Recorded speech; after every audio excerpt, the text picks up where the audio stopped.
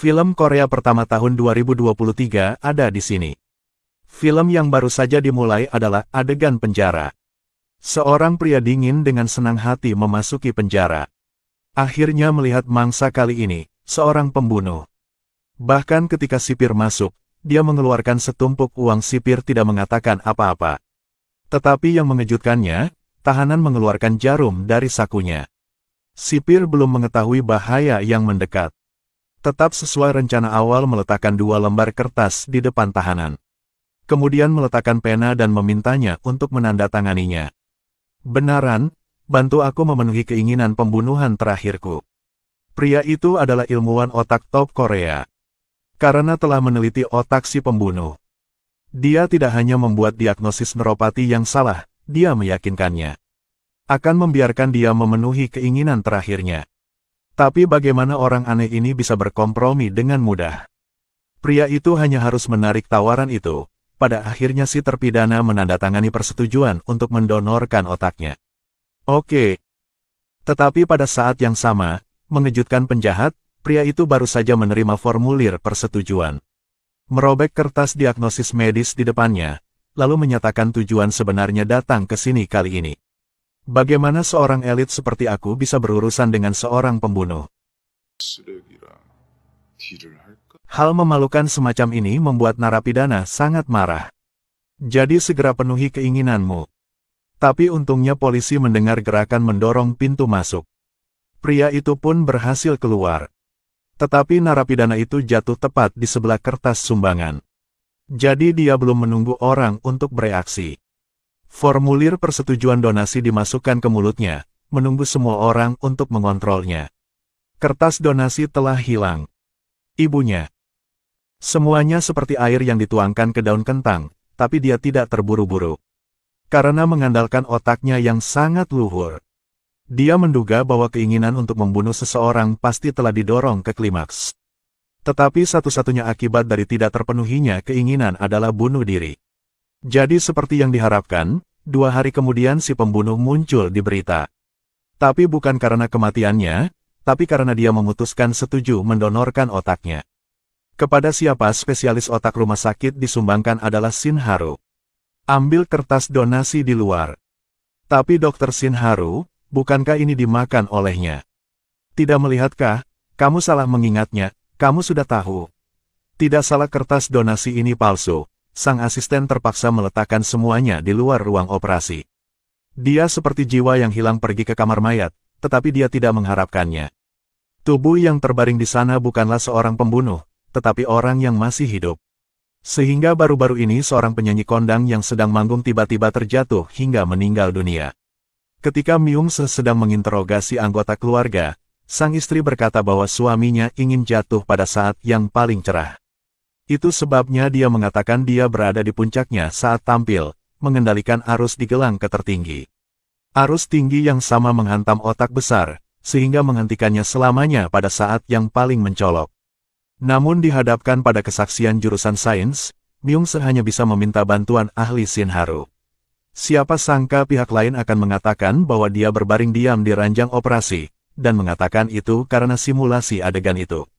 Perilaku jahat ini membuatnya tidak mengerti apa-apa, tetapi karena menyelesaikan kasusnya, dia hanya harus mengikutinya dengan patuh. Tidak menyangka dia mendengar kata-kata marah asisten tentang kertas sumbangan.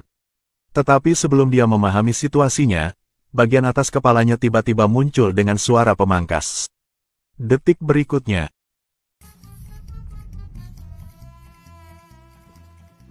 Wah, ada apa ini?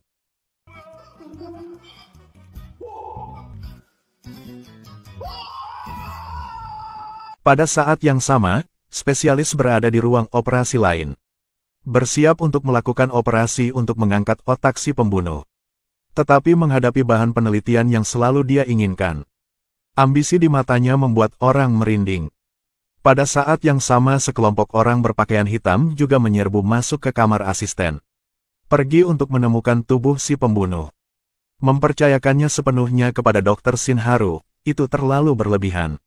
Jadi mereka antek-dekan, tujuan mereka adalah mencuri makalah penelitian yang berharga itu. Pergi menemukannya. Tetapi pada saat mereka menemukan lab ahli, kayu tersebut sudah terpasang di perahu. Otak lengkap ada di mangkuk batu. Siapa yang membiarkan kamu mengambilnya sendiri? Sisi ini seperti lautan api, sisi Myungse juga tidak kalah. Dia mencurahkan kesedihannya kepada temannya. Bahkan meminjam alkohol untuk menceritakan kisah palsu yang belum dikonfirmasi itu. Nah bagus, keesokan harinya ada artikel tentang kertas donasi palsu dan menjadi berita utama. Ini telah mendorong pakar lain ke ambang kritik publik. Jadi bos malah menelepon untuk meminta kesalahan. Dia juga harus berimprovisasi. Iya pak, aku sedang di luar.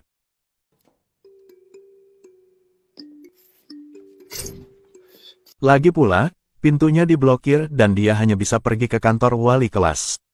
Dan fakta bahwa dia mengambil materi ujian atas inisiatifnya sendiri kemarin, juga membuat hati direktur merasa benci. Harus mengatur pengawas wali kelas untuk tidak membiarkan hal ini diabaikan.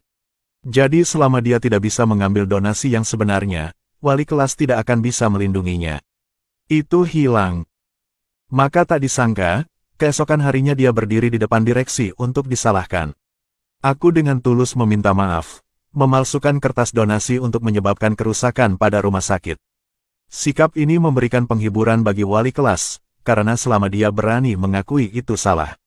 Dia bisa meminjam pengaruh untuk menahan semuanya. Tapi sikap awal ahlinya juga tulus. Dia bahkan menyebutkan kejahatan si pembunuh, menyebabkan dewan bersimpati. Siapa sangka kemudian dia membalikkan sikapnya. Tapi jujur, tanpa aku, rumah sakit ini sudah lama tutup. Bisakah kalian tetap duduk di sini dengan nyaman? Apa yang dikatakannya juga benar, juga karena ada hadiah Nobel palsu. Rumah sakit kelas 3 di Korea baru saja menjadi lembaga penelitian otak terkemuka di Korea. Itu sebabnya dia begitu sombong, tapi dia tidak tahu pepatah di atas jembatan gantung. Dewan direksi setuju untuk memberhentikan semua posisi Dr. Shin Haru. Hasil ini membuatnya sulit untuk percaya, karena dia tidak pernah berpikir dia akan menganggur suatu hari nanti. Tetapi ketika dia sedang berpikir dalam-dalam, telepon tiba-tiba berdering. Halo Dr. Shin Haru. Aku yang orang pertama menyebarkan berita palsu, itu bukan berita nyatakan. Meski ahlinya dianggap brengsek, Myungse selalu tidak senang dengannya. Dia akhirnya menghilangkan amarah hari ini, jadi dia menelepon dan tertawa. Tapi bagaimana dia bisa mempercayainya? Satu panggilan telepon darinya membuat sang ahli menemukan jalan keluar. Keesokan harinya Myungse berlari ke kantor seperti biasa. Siapa sangka dia akan melihat wajah yang paling tidak ingin dia lihat. Mengapa kamu di sini? Selamat, wajah tampanku ini akan terlihat setiap hari. Tidak salah jika Shin Haru ingin mengambil posisi sebagai ahli dan ikut memecahkan kasus tersebut. Tunggu sampai dia mendapatkan prestasi di Departemen Kriminal Myungse, rumah sakit pasti akan menyesali keputusan hari ini. Sehingga dia bisa duduk di tandu 8 orang yang membawanya kembali ke puncak kemuliaan.